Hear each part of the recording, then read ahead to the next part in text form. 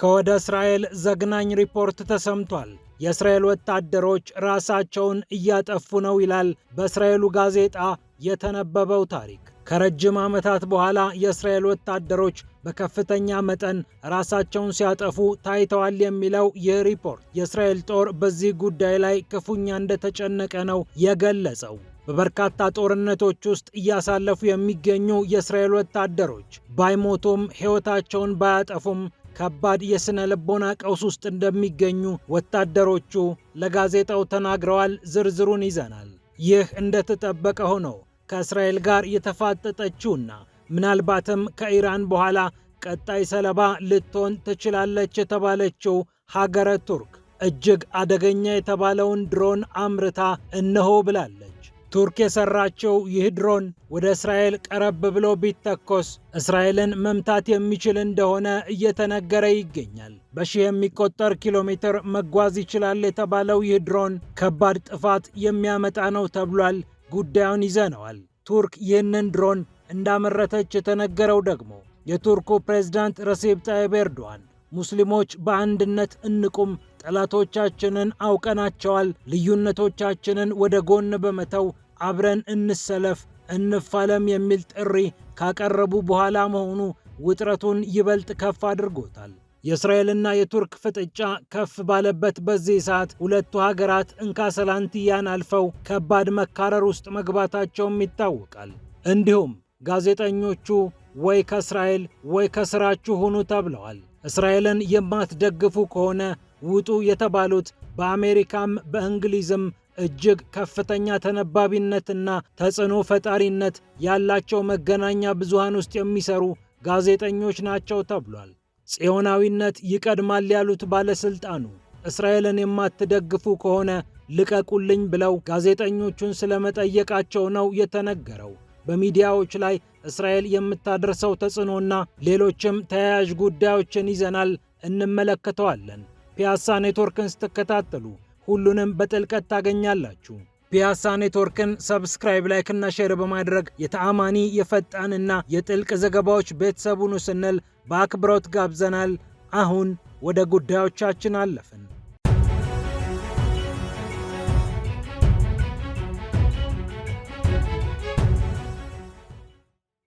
የእስራኤል ጦር ፈተና ውስጥ ወድቋል። ወታደሮቹ ራሳቸውን እያጠፉ ነው ይላል ሪፖርቱ።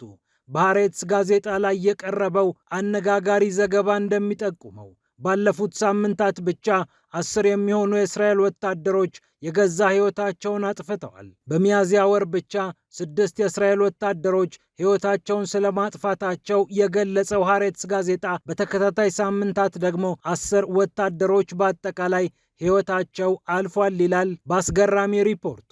የፖሊስ አባላት፣ ወታደሮችና የጸጥታ ክፍል ባልደረቦች እንዲህ አይነቱን ነገር እየደጋገሙት ነው የሚለው ጋዜጣው በመደበኛነት ስራቸውን የሚሰሩ 10 ወታደሮች ብቻ ሳይሆኑ በተጠባባቂነት ያሉ ወይም ከጦሩ ጋር የተለያዩ ወታደሮችም ጭምር ሕይወታቸውን እያጠፉ ሲሆን በጦሩ ውስጥ ትኩስ ግዳጅ ላይ የሌሉ 3 ወታደሮችም በተመሳሳይ ራሳቸውን እንዳጠፉ እየተነገረ ይገኛል። በጋዛ፣ በሊባኖስ፣ በሶሪያና በተለያዩ አካባቢዎች ከፍተኛ ፍልሚያ ላይ የሚገኙት የእስራኤል ወታደሮች እጅግ የገዘፈ የሥነ ልቦና ጫና ውስጥ ስለመግባታቸው ሲነገር ቆይቷል።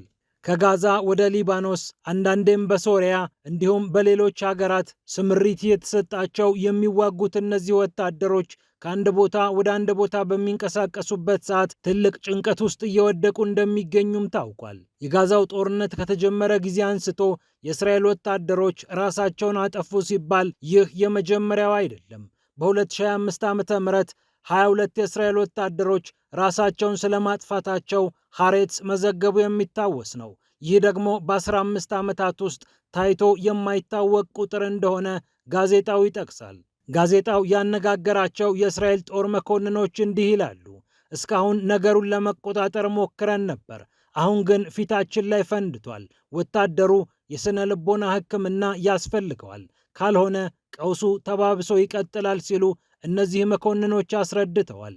በዌስት ባንክ፣ በጋዛ፣ በሊባኖስ፣ በሶሪያ የተለያዩ ስምሪቶች የተሰጣቸው እነዚህ ወታደሮች የስነ ልቦና ድጋፍ ማግኘት የሚጠበቅባቸው ቢሆንም ጦራቸው ግን ይህንን የስነ ልቦና ድጋፍ በአግባቡ እያቀረበላቸው አይደለም። አንድ የእስራኤል ወታደር እንዲህ ሲል ተሰምቷል። የእስራኤል ጦር ኃይሎች የተለያዩ የጦር መሳሪያዎችን ይገዛል፣ ቴክኖሎጂዎችን ይታጠቃል። ነገር ግን እኛ ላይ ሲደርስ ገንዘቡን ይቆጥባል። እኛ ደግሞ የስነ ልቦና ድጋፍ ያስፈልገናል። ለእኛ ሲሆን ግን ገንዘቡን ይሰስታል በማለት በምሬት ተናግሯል። ወታደሩ ይህንን ሊናገር የቻለው ከየካቲት በኋላ ለወታደሮች የሚቀርብ የስነ ልቦና ድጋፍ አገልግሎት በጊዜያዊነት በመቋረጡ ምክንያት ነው። አሁን ግን ተጨማሪ በጀት ያገኘው የእስራኤል ጦር ከኢራን ጦርነት በኋላ ለወታደሮቹ የስነ ልቦና ድጋፍ እያደረገ እንደሚገኝ ተነግሯል። ይህ ግን በቂ አይደለም ይላል ሃሬትስ ጋዜጣ። አንድ ወታደር ስለ ጉዳዩ ሲናገር እንዲህ ሲል ነገርየውን ይገልጸዋል። ይህ ማለት በተቆረጠ ደም ስር ላይ ትንሽ ፕላስተር ለጥፎ ችግሩን ለማቆም መሞከር ነው እንደማለት ነው ይላል። ወታደሮቹ በተለይ ከግዳጅ በሚመለሱበት ሰዓት የሚያዋራቸው ብሶታቸውን፣ ችግራቸውንና ጭንቀታቸውን የሚጠይቃቸው ባለሙያ ይፈልጋሉ። ነገር ግን ይህ ሳይሆንላቸው ወደ ቀጣዩ ግዳጅ እንዲሄዱ ይደረጋሉ።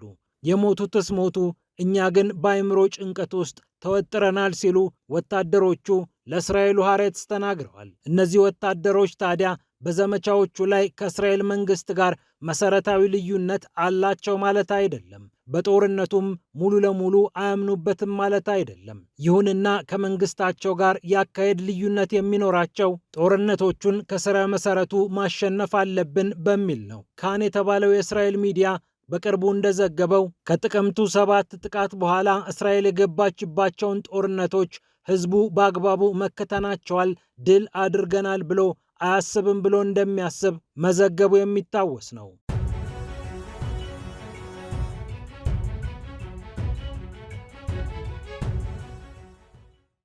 ይህ እንደተጠበቀ ሆኖ የቱርኩ ግዙፍ ተቋም እጅግ አደገኛውን ድሮን አምርቻለሁ ብሏል።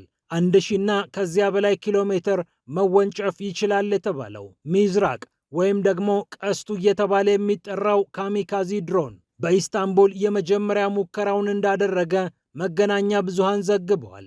1000 እና ከዚያ በላይ ኪሎ ሜትሮችን መሸፈን የሚችለው 7 ሰዓታትን በጽናት ሰማይ ላይ መቆየት እንደሚችል የተነገረለት ይህ ድሮን 200 ኪሎ ግራም ሙሉ ክብደት ይዞ ከመሬት ላይ መነሳት እንደሚችል ተነግሯል። በጂፒኤስ እና በሬዲዮ ፍሪኩዌንሲ እየታገዘ ኢላማዎቹን በአግባቡ መምታት እንደሚችልም እየተነገረለት ነው። ከ20 እስከ 40 ኪሎ ግራም የሚመዝኑ ፈንጂዎችን ታጥቆ መነሳትና መምታት የሚችለው ይህ ድሮን በቱርኩ ባይካር ኩባንያ መመረቱ ተነግሯል። ባይራክተር ቲቢ2፣ ቲቢ3 እና አኪንቺ ድሮኖችን የሚያመርተው ባይካር አሁን ደግሞ አጥፍቶ ጠፊ የሆነውን ሚዝራክ ድሮን አምርቶ ለቱርክ ጦር እንካችሁ ብሏል።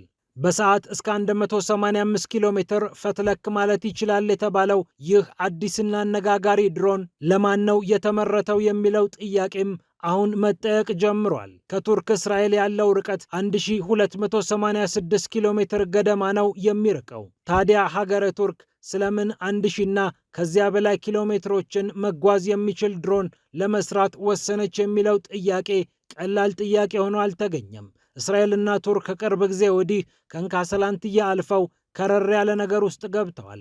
ምናልባት ለእስራኤል ከኢራን ቀጥሎ ወይ ፓኪስታን ወይ ቱርክ ኢላማ ሊሆኑ እንደሚችሉ ሲነገር ቆይቷል። እናም ቱርክ ይህንን ድሮን ለእስራኤል ሰርታው ይሆን የሚል ጥያቄ በስፋት እየተጠየቀ ይገኛል። የዚህ ድሮን መመረት ዜና በተሰማበት ሰዓት የቱርኩ ፕሬዝዳንት ረሲፕ ጣይብ ኤርዶዋን መላው ሙስሊም በመላው ዓለም አንድነት ይኑረው፣ እምነት ይኑረው፣ ስቃዩን በጋራ ያክም እያሉ ጥሪ አቅርበዋል። በዓለም አቀፉ የቁርአን መቅራት ውድድር ላይ የተገኙት ረሲፕ ጣይብ ኤርዶዋን ይህች ዓለም በዚህ ሰዓት ለሙስሊሞች እጅግ ፈታኝ ነች፣ ሙስሊሞች ፈታኙንና ሕመም ያለውን ጊዜ እያሳለፉ ይገኛሉ ሲሉ ተናግረዋል። አናዶሉ ኤጀንሲ የቱርኩ ፕሬዝዳንት የተናገሯቸውን ነገሮች ቃል በቃል ጠቅሶ አስቀምጧል። እንዲህም ይላሉ። ከፍልስጤም እስከ ሊባኖስ፣ ከባሕረ ሰላጤው እስከ ሱዳን፣ ከሶማሊያ እስከ የመን ፊታችንን ዞር ዞር ብናደርግ አይኖቻችን እንባ ይሞላሉ። በእነዚህ ፈታኝ ጊዜያት ታዲያ ሰልጥኛለሁ የሚለው ዓለም አይኑን ጨፍኖብናል። ሕፃናትና ተከላካይ የሌላቸው ዜጎች እጅግ ዘግናኝ በሆነ ሁኔታ እየተጨፈጨፉ ነው። ይህንን ጉዳይ በተመለከተ በእብሪት የሚናገሩንም አሉ።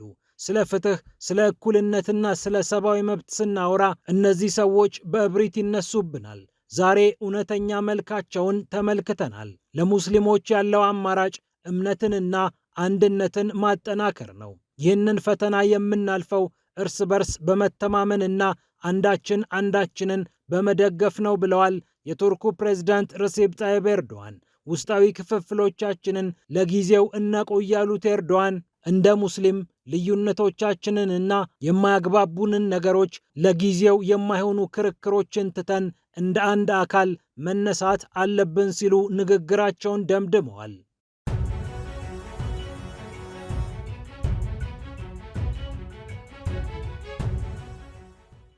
በመጨረሻም ጋዜጠኞቹ ወይ ከእስራኤል ጋር ቁሙ ወይ ስራችሁን ምረጡ ተብለዋል። ይህ ነገር በአደባባይ ይነገራል ተብሎ ማንም የጠበቀ አይመስልም።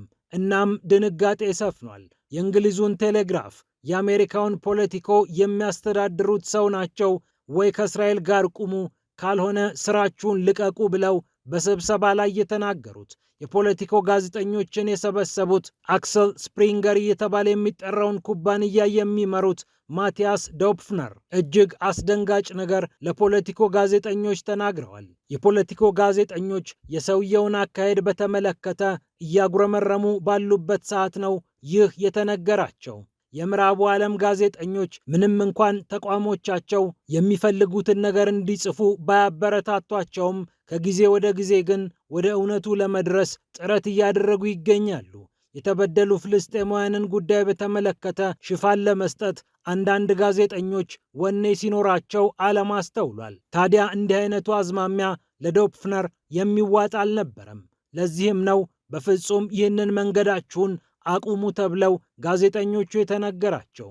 ከ5 ዓመት በፊት ፖለቲኮን የጠቀለሉት ማቲያስ ዶፕፍነር ሚዲያዎችን እያደኑ በመግዛት ይታወቃሉ። አንዳንዶች የጀርመኑ ሩፐርት መርዶክ ሲሉም ይጠሯቸዋል። መርዶክ የተለያዩ ሚዲያዎችን መጠቅለል ልማዳቸው ስለነበረ እናም ለጋዜጠኞቹ እንዲህ አሏቸው፣ በዚህ ተቋም ውስጥ ስትሰሩ ቢያንስ 4 እና 5 ነገር ማወቅ አለባችሁ። እነዚህ አስፈላጊ ነገሮች ነፃነት፣ ነፃ ገበያ፣ የግለሰብ ነፃነትና የመናገር ነፃነት ናቸው። ከነዚህ በመቀጠል የሚመጣው ደግሞ እስራኤልን መደገፍ የሚል መርህ ነው በማለት ጋዜጠኞቹን አስደንግጠዋቸዋል። ከምንም ነገር በፊት ጽዮናዊነት ይቅደም የሚል ይፋዊ ፍላጎታቸውን በአደባባይ መናገራቸውም ለብዙዎች ግርምትን አጭሯል። በናዚ ዘመን ከሁሉም ነገር በላይ ጀርመን የሚል መፈክር ነበራቸውና አንዳንዶች ከዚህ ንግግር ጋር አነጻጽረውታል። የእርሳቸው ሀገር ጀርመን 3.1 ቢሊዮን ዶላር የሚያወጡ መሳሪያዎችን ለእስራኤል ለመሸጥ መስማማቷ የሚታወቅ ነው። በሁለተኛው ዓለም ጦርነት ጊዜ አይሁዶች ተጨፈጨፉ የሚለውን ነገር ጀርመኖች ዳግም መስማት ስለማይፈልጉ አይሁዳውያኑን በዚህ ዘመን መደገፍን መርጠዋል። እናም በርካታ አንባቢ ያላቸው ቴሌግራፍና ፖለቲኮ ከዚህ በኋላ እስራኤልን የሚያንኳስሱ ዘገባዎችን ማስተናገድ እንደማይችሉ በግልጽ ተነግሯቸዋል። ይህ ደግሞ ከጋዜጠኝነት መርህና ሐሳብን ከመግለጽ ነፃነት ጋር በተገናኘ ብዙ ትችት እንዲወርድ አድርጓል። የእስራኤሉ ፕሬዝዳንት አይዛክ ሄርዞግ ትልቅ የክብር ሽልማት የሸለሟቸው እኒህ ሰው በአፍቃሪ እስራኤልነታቸው ይታወቃሉ። ታዲያ እስራኤልን አታጥቁ ሳይሆን ሰውየው እስራኤልን አለማስጠቃት ፍላጎታቸው ቢሆን እንኳ ጋዜጠኞቹን ጭራሽ መልቀቅ ትችላላችሁ ማለታቸው ብዙዎችን አነጋግሯል። ፒያሳ ኔትወርክን ስትከታተሉ ስለቆያችሁ ክብረት ይስጥልን ብለናል። ፒያሳ ኔትወርክን ሰብስክራይብ፣ ላይክና ሼር በማድረግ የፈጣን የተአማኒና የጥልቅ ዘገባዎች ቤተሰቡን ስንል በአክብሮት ጋብዘናል። ሰላም ለዓለማችን።